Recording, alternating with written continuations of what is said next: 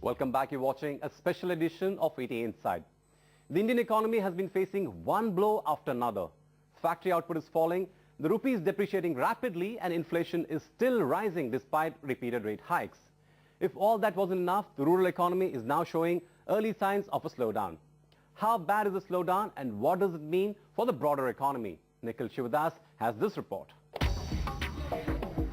It's been a lean year for 39-year-old Rajiv Mondal. Running a two-wheeler showroom in Diamond Harbour in West Bengal, he recalls a time when nearly half his sales used to be to the 200 villages surrounding this small town. But times have changed. Sales are down in percentage terms. If I sold 50 units in a month last year, this year it's down to 30 to 35 units. Rajiv Mondal's tale is one of many that is worrying marketers in India. After all, Bharat has long been considered the consumption hub that will drive India's economy into the future. The slowdown is the most visible in the FMCG sector, which depends on the rural economy for nearly 40% of its revenues. Experts estimate that the growth rates in the rural areas have dipped from 21% last year to just 17% this year. That's primarily because of high input prices, which in turn has led to a rise in product prices. According to experts, in the past few months, Dabur, Colgate Palmolive and Imami increased prices across products by 8%. HUL raised prices of detergents by 8%, while Marico raised prices of its Parachute hair oil brand by 30%. The rise in prices has made consumers downtrade, and they may continue to do so in 2012. Take something as simple as fuel cost going up. That has impacted everybody. A few people have been impacted by the interest rates and therefore the cost of EMI, etc. going up. So what all of that has done is challenged people's disposable income, and we're seeing some interesting shifts. But these shifts are not to be taken lightly, because rural India accounts for 70% of the country's population, 56% of its income, 64% of its expenditure, and 33% of its savings. The past 5 years have seen rural consumers splurge on a variety of goods, thanks to good monsoons, income from social welfare schemes like the NREGA, and last but not the least, the nearly 60,000 crore rupees saved thanks to the government's farm loan waivers of 2008. But the good times may finally be over.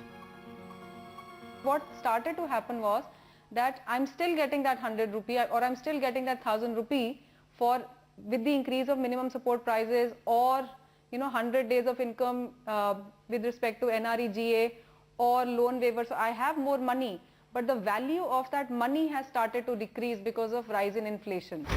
According to global information and measurement company Nielsen, growth rates in 2011 were lower than last year for products such as personal care, packaged foods, hot beverages and contraceptives. And the demand for general purpose items is expected to remain at roughly the same levels. The demand actually continues to go up, but the rate at which it was growing, say last year, this year it hasn't grown at the same rate. It's only growing up by 17%. What we've seen is that as inflation has led to prices of products increasing, the volume growth has come down, which has led to this overall decline in the growth rate. That trend is expected to continue and deepen over the next year. That sense of an overall decline is spreading to other price-sensitive categories as well, and consumer durable companies are expecting sales to shrink further. A large chunk of our business is filled with imported products or imported components. And as you know, the rupee depreciation has been pretty severe, almost 20-22%. And that definitely impacts the profitability of companies, leaving them with no choice but to increase prices. If this rupee depreciation, will continue, yes, not only Sony, all the other brands might be considering the, the retail price, adjustment. There has to be a price increase from 1st January. And if it goes up, it will be much higher price increase. The decrease in rural spending is expected to take a heavy toll on the auto sector too. That's bad news for an industry reeling from falling sales.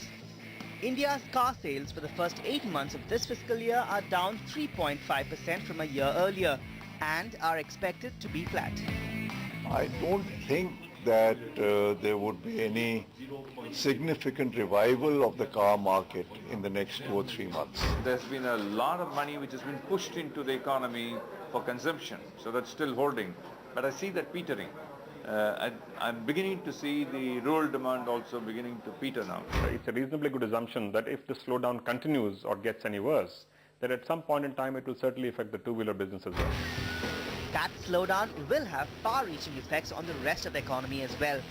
It means that corporates will cut down on expansion plans and costs next year, and that in turn will hit the job market. HR and staffing experts believe that the hiring and employment outlook for the year 2012 will be conservative for at least the first 2 quarters of the year. Organizations, whether the multinationals or the Indian organizations, are certainly getting seriously conservative and cautious about anything that will really be termed as growth and investment for 2012. The extent and the impact of that would essentially be different across different industry segments and also different across different levels of management. Indeed, but that's not to say that hiring will be completely frozen. A survey by staffing firm Manpower indicates that in 2012, 43% of employers in India anticipate an increase in staffing levels. 35% expect no change in levels and only 2% predict a decrease. That's not all.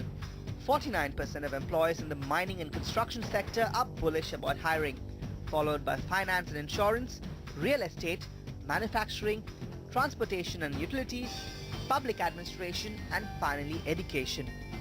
However, much of this activity still depends on domestic consumption. The demand of talent in domestic IT companies have really gone up, and even the multinational companies are really hiring at a good pace, I would say. So IT sector for sure would be leading. So services sector is where we really see a lot of demand. At the same time, the banking, manufacturing, infrastructure, construction, some of the projects which government has already initiated under infrastructure and construction would see, hiring going up. Pay packages are also expected to mirror this trend. Experts believe that salary increases will range between 10 to 11% compared to 15% in 2011.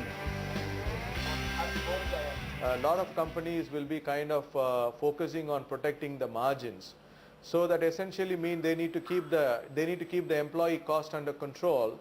So our sense is this year is going to be a phase where companies are likely to look at the prevailing consumer price inflation and try to offer a salary wage increase just to protect an employee against the consumer price inflation. Companies are looking to cut costs by hiring more people at junior and middle levels and from campuses.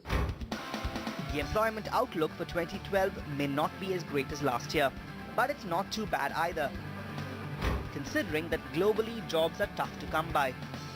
In comparison, India is much better off. Well, but it's not going to be bad news all the way. So what's hot and happening in 2012? Find out after this short break. Stay with us.